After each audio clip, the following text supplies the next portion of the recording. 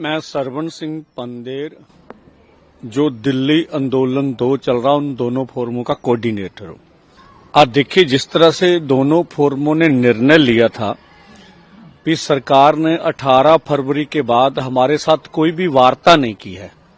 दिल्ली आंदोलन 2 को लगभग 9 महीने बीत चुके हैं और लगभग हमने एमएसपी, लीगल गारंटी कानून, किसान मजदूर की कर्ज माफी, C250 के अनुसार फसलों के दाम, फसली बीमा योजना, मजदूरों की नरेगा, अतियाद मांगे, हमारी 12 मांगे थी जिनको लेकर और 4 राउंड की पहली वार्ता हुई। तो अब दोनों फोरमों ने सब कुछ सोचते हुए, जब सरकार ने कोई हमारे लिए चारा नहीं छोड़ा, तो ये निर्णय लिया कि एक तो कल खनौरी बॉर्डर पर दोनों फोरमों की लीडरशिप पर बड़ा इकट्ठ करेंगे और जगजीत सिंह डल्लेवाल जी अमर अनशन पर बैठेंगे कल। दूसरा, उनके 10 दिन बाद अगर कोई सरकार ने ध्यान ना दिया, उनके कोई जू ना रेंगी उनके सर के ऊपर, तो फिर हम लोग शंभू बॉर्डर पे 6 दिसंबर को जत्थों के रूप में दिल्ली मूव करेंगे। बाकी का उसकी क्या ब्लू प्रिंट है, ये हम लोग खनौरी में आपको बता देंगे। इसी के साथ साथ पूरे पंजाब में आज लगभग सभी यूनियंस, हरियाणा में अपने अपने तौर पर, जैसे आज अब देख रहे हैं अमृतसर में हमने बड़ा इकट्ठ किया हुआ, पूरे अमृतसर में ये गांव में, इलाकों में मीटिंगों का दौर चल रहा है। मोगा ने 2 दिन पहले बड़ा इकट्ठ किया, तरन तारण ने, कल 26 को गुरदासपुर में हो रहा। हर एक यूनियन अपने तौर से कर रही है। हम लोग भी 28 को जो अमृतसर में 20-25 हजार किसान मजदूर का इकट्ठ करेंगे, माओ बहनों का। और इसके बाद अमृतसर जिला जो है 3 नवंबर को, 3 और 4 को लगभग किसान मजदूर संघर्ष कमेटी मूव करेगी शंभू बॉर्डर की ओर।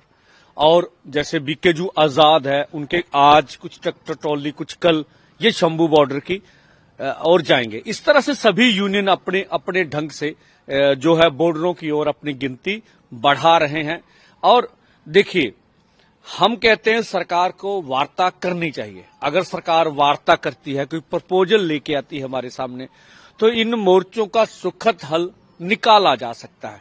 नहीं तो अन्यथा अगर कुछ भी दोनों बॉर्डरों पर अगर जगजीत सिंह डल्लेवाल जी की शहादत होती है, तो निर्णय है कि ये उनका शरीर दोनों मोर्चों का होगा।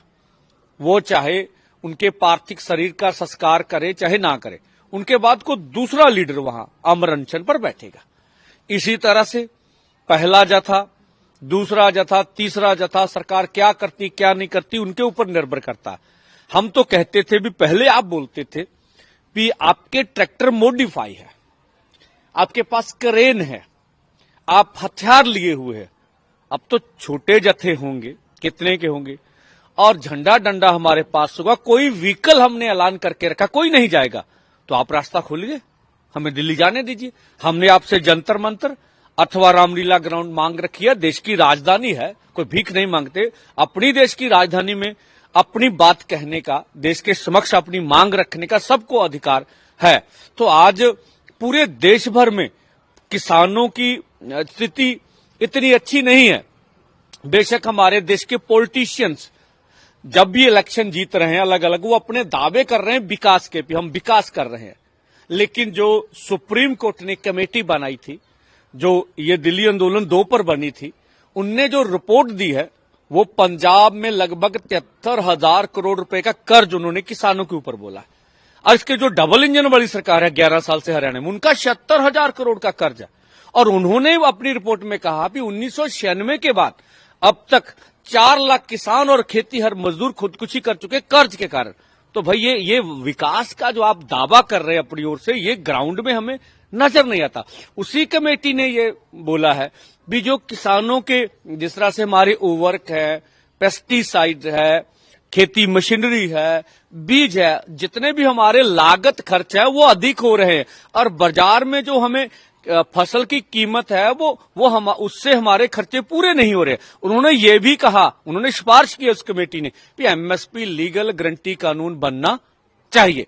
तो उस रिपोर्ट ने जो सरकार के अपने विकास के दावे थे, बेशक इसके लिए हम अकेले मोदी सरकार को जिम्मेवार नहीं कह सकते। बेशक ये पिछले 75 सालों का विकास है, जो आज किसानों के साथ जो समस्या आ रही हैं, जो WTO की नीतियां खेती सेक्टर में लोग लेके आए।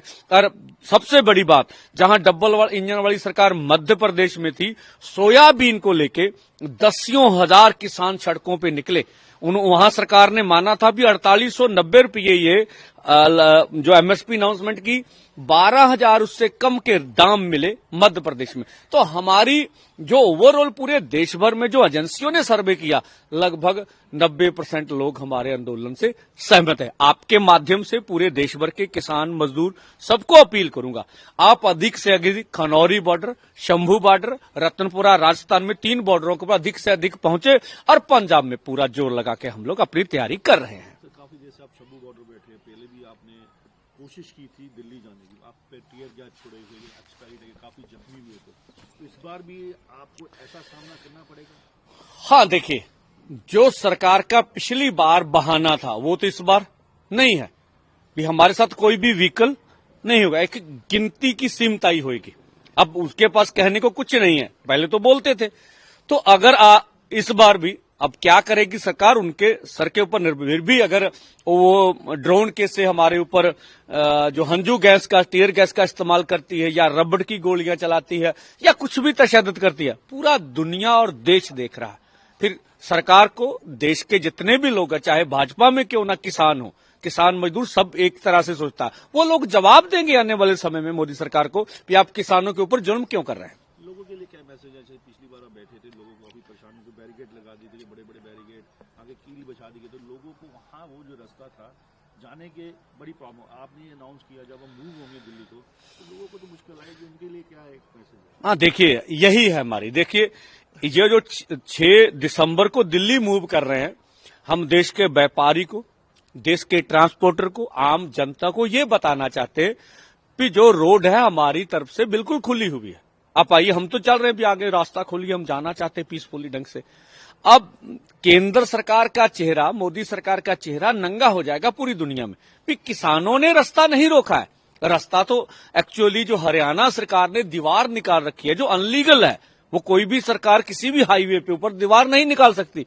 तो ये हमारा मकसद है कि आप आइए और देखिए कि दीवार किन्होंने निकाली, हमारी ओर से रास्ते खुले हुए हैं। उनका कहना है कि दिल्ली में आप वहाँ पे वायलेंस कर सकें, जैसे पिछली बार लाल किला में वायलेंस हुई थी, दिल्ली को जाम कर दिया गया था। उनको यही डर है कि दिल्ली एक कैपिटल है, काफी आने वाले इजराइल के प्राइम मिनिस्टर भी आ रहे हैं, राष्ट्रपति वहाँ सुनने में आ रहा है, कोई लीडर्स आ रहे हैं इजराइल के, तो दिक्कत आएगी उस पर, आपका कहना, इसलिए वो रोक रहे हैं, उनका ये कहना है।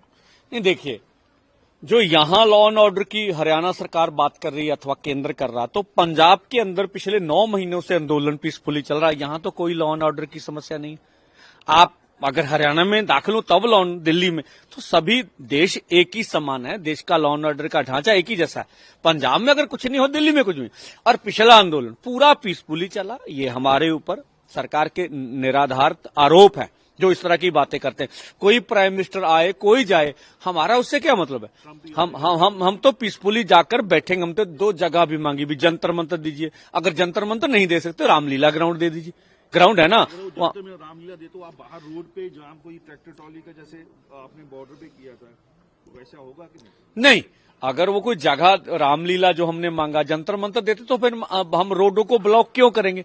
उसके ऊपर भी अगर दिल्ली सरकार का डीजीपी या लॉ एंड ऑर्डर के अदारे बात कर लें तो रोड भी सारी जाम नहीं करने की जरूरत पड़ती है। उसका कुछ हिस्सा ट्रैफिक भी चलती रह सकती है और रोड पर बैठ के अपनी बात भी की जा सकती है। लेकिन सरकार हमें दिल्ली जाना ही नहीं देना चाहती, क्योंकि देखिए वांगचुंग जो जम्मू कश्मीर से आए थे, उनका 150 का जत्था था, वो अपनी बात गांधी जी की जयंती पर जाके करना चाहते हैं, उनको दिल्ली नहीं जाने दिया। हम तो यही सरकार का जो असली चेहरा वो नंगा करना चाहते हैं। अभी सरकार क्या कह रही है, हमारे ऊपर जो आरोप लग रहे हैं झूठे आरोप है। तो अगर सरकार बातचीत करना चाहेंगे तो आप उनसे करेंगे? हाँ, बिल्कुल। सरकार अगर बातचीत का न्योता देती है, बातचीत में कोई अच्छी प्रपोजल रखती है, तो हम यही मानते हैं कि आने वाले समय में इन मोर्चे का, दिल्ली आंदोलन 2 का सुखद हल निकल सकता है। दिल्लीवाल साहब का तबीयत खराब है, उनको एक बीमारी से ग्रसित है, तो अगर कुछ होता है तो पंजाब में हालात ऐसे पैदा हो सकते हैं, उसको लेके कौन जिम्मेवार होगा? नहीं, देखिए, 9 महीने हम बैठे हुए हैं, 18 फरवरी के बाद सरकार ने हमारी कोई बात नहीं सुनी है, कोई ध्यान नहीं दे रहा। अगर डल्लेवाल साहब की शहादत होती है अथवा अगर हम शंभू से आगे बढ़ते हैं, कोई सरकार के जबर के से कोई शहादत होती है, तो उसके लिए केंद्र की मोदी सरकार ही जिम्मेवार होगी। हमारे ओर से कोई भी लॉ एंड ऑर्डर की समस्या नहीं आएगी, लेकिन लोगों के बीच में जो रोष जाएगा, जो विरोध बढ़ेगा, ये केंद्र सरकार उसके लिए जिम्मेवार होगी।